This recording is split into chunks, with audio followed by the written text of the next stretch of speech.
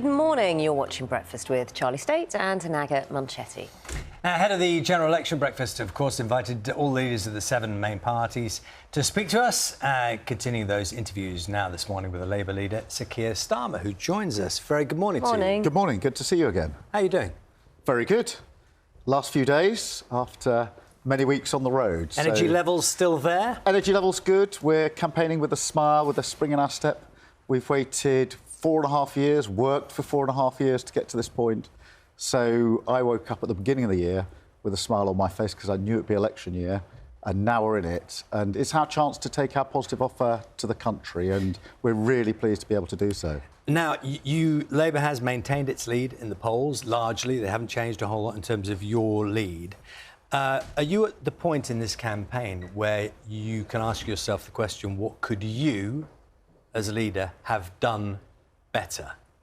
Because there's clearly been success in continuity of the lead you've held, but you must constantly ask yourself, could I have done something better? And is there anything so far that you think you could have done better?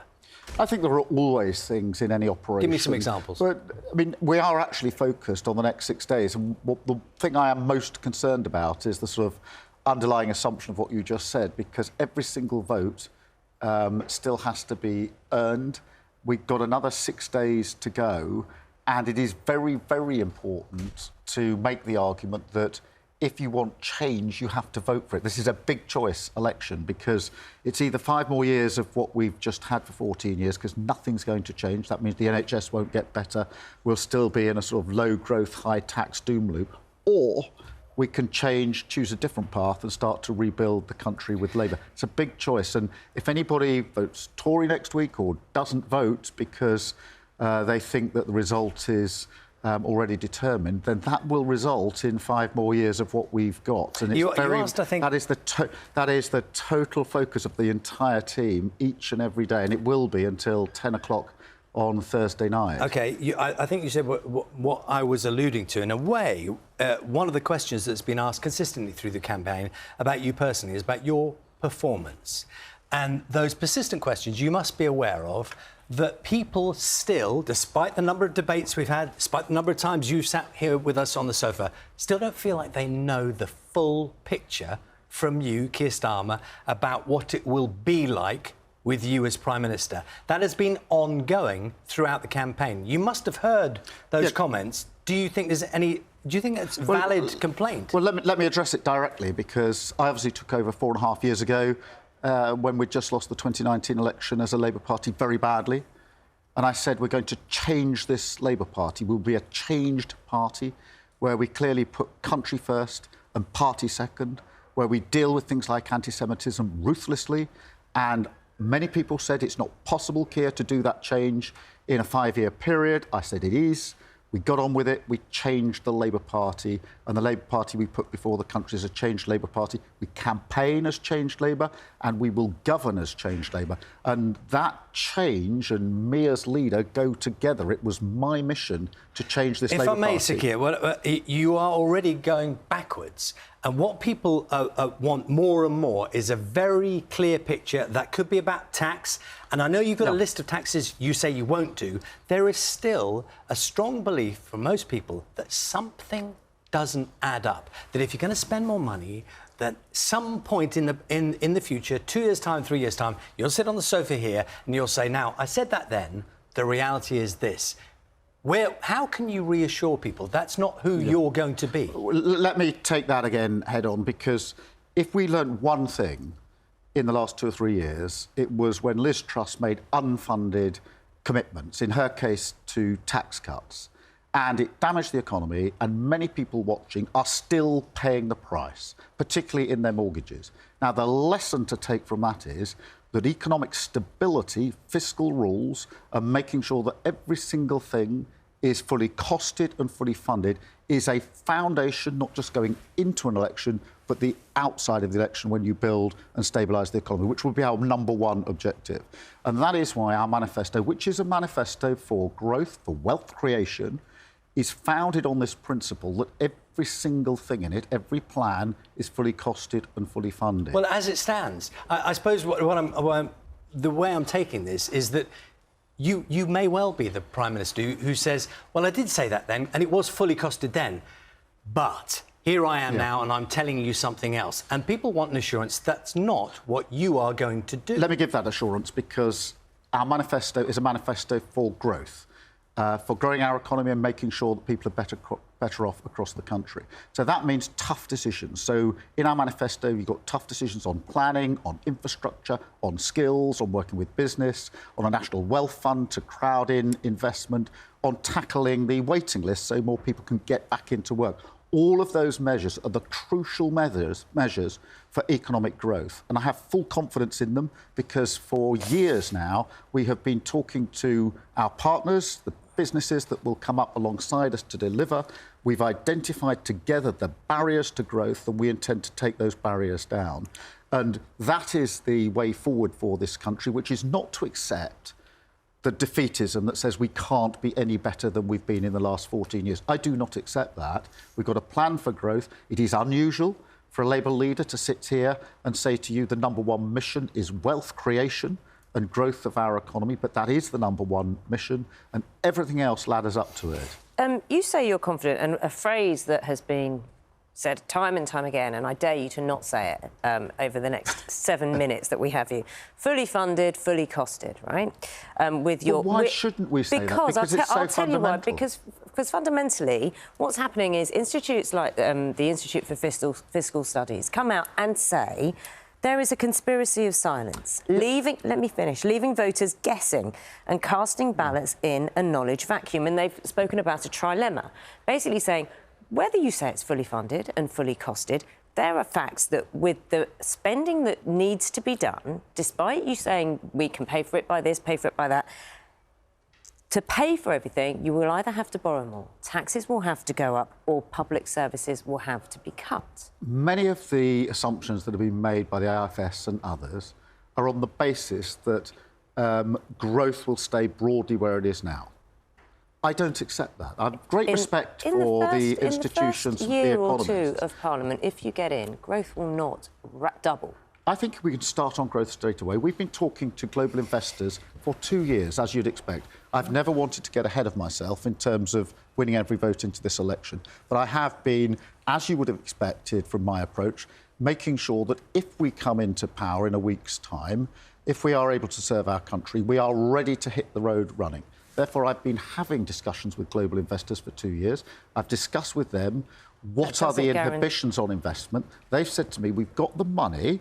It's the stability, it's the lack of strategic thinking that is holding us off. I've had discussions in recent weeks with investors who are saying to me, if you do get it over the line next week, then these are the timetables we are working to. So I just don't accept. This is not a hope for growth. It's a carefully thought-through plan for growth. And the one thing people should know about my leadership is this. I said I would change the Labour Party operating to a strategy over 4.5 years. Most people said it's not possible.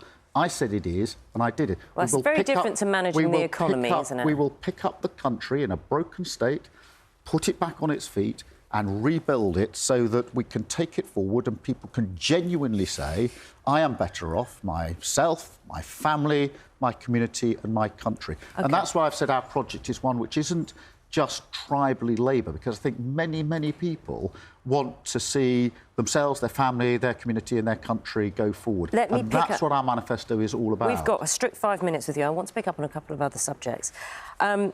The new framework for migration, can you clarify something for me? Which means that you will process asylum claims of people who arrive by illegal routes? So they come here illegally.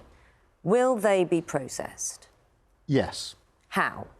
Well, through the system that's been in place for years and years and years. And so they've come here illegally, they're processed, and then what? For years, the system in this country has operated on the basis that if someone claims asylum, they are processed. That is how it worked under Labour governments, that's how it worked under Tory governments. What's happened under this government is that they've stopped processing the claims. So we now have tens of thousands, 50,000 people who are here. They are not being processed. Because they're not being processed, they can't be returned. They are being held in or housed in hotels, which your viewers are paying for. In the first and year, how quickly will... there is no exit. So having arrived here, they're here for life. Now, Rishi Sunak says, and it's really important people press him on this, he says we'll send them to Rwanda. Sending 50,000 people to Rwanda when you're doing a few hundred a year will take 300 years. It is absurdly broken. And Tory governments in the past, just like Labour governments, have processed claims. At the moment, 100% of those arriving in this country are staying for life at the taxpayers' expense. OK, can I clarify something, Mr. Mr. sustainable, and we would not continue with such absurdity. Can I clarify one thing in relation to that question? It sounds like you're saying if someone arrives here illegally, they will be treated exactly the same as someone who comes here legally. They will be processed. So wherein lies the deterrent for the illegal arrival in this country? Yeah, the deterrent lies in smashing the gangs that are running the vile trade in the first place. My question is, when they have arrived, we're moving beyond the point of departure. I'm asking you a very clear question, because from what you just said, it sounds as if someone who's broken the law as it stands by arriving illegally is being treated identically to someone who has not. Well, the question I would pose in direct response to this is, does anybody seriously think that not processing the claims when now record numbers are coming across the channel is operating as a deterrent? Because we've had more coming in the early months of this year than we've ever had before. It is the absolute opposite of a deterrent. But I don't accept that the only answer to this conundrum is what we do when people have arrived. Just because the government has lost control of the borders at the Channel, I'm not prepared to take the same route. There are vile gangs that are running this trade, putting people in boats at huge expense. I was chief prosecutor for 5 years. I took down with other European countries, working with them to take down terrorist gangs. One of the gangs was going to blow up 7 planes as they were across the Atlantic. We took that team down and we prosecuted those cases. I do not accept that the only gangs that can't be taken down are the smuggling gangs. I will never accept that. You would have seen, there was a report on Channel 4 News yesterday. Yes. You may have been told about this or you may have seen this. The leader of Reform UK, Nigel Farage, has distanced himself from racist and homophobic comments which have been made by Reform UK election campaigners. What is your reaction to what you've seen? Well, shocked by what I heard in the report, clearly racist. And I think this is a test of leadership because... Well, he's distanced himself. He said they're reprehensible, hasn't he? Well, he has, but you have to ask the question why so many people who are supporting reform seem to be exposed in this particular way. It's for a leader to change his or her party, to make sure the culture is right and the standards are understood by everybody within the party. That's why I've changed the Labour Party. That's why I put it to a party which says country first, party second. He has appeal, doesn't he? And leadership has to be shown. He has appeal, though, doesn't he? And surely that must be something you're recognising. And it's hitting the Conservative vote, or potentially. We're looking at the polls, and we saw the impact in the local elections where Reform UK stood. He is having an impact. Do you recognise that? And do you kind of acknowledge it and bear that in mind? Well, of course he's having an impact, since, you know, we can see in the polls, as you say, in some of the results. But what he doesn't have is the answers to the huge challenges we're facing as a country, both in the UK itself and, of course, globally, where there's probably more tension and conflict than there's been in very many recent years. He doesn't have answers to the big questions. He's got rhetoric, for sure, but he doesn't have answers to the question. And I've always approached politics on the basis that politics should be about service. It should be about taking your country forward, and therefore you have an obligation to understand what are the challenges, what are the way in which we meet those challenges, and put in place a viable plan to take our country forward. And that is what our manifesto is built on. And I'm proud to campaign on our manifesto. It's a change manifesto because the choice is stark. It's either 5 more years of what we got, because nothing's going to change under the Tories, or turn the page and start to rebuild the country with Labour. We appreciate your time on the sofa this morning. I know you're very busy at the moment. Thank you. Thank you very much. You're going to go up one floor from here and join our colleague Nikki Campbell. I am. On Radio 5 Live. Have a cup of coffee. Have a cup of sneak one in. So Keir Starmer's going to be with Nikki from 9 o'clock this morning.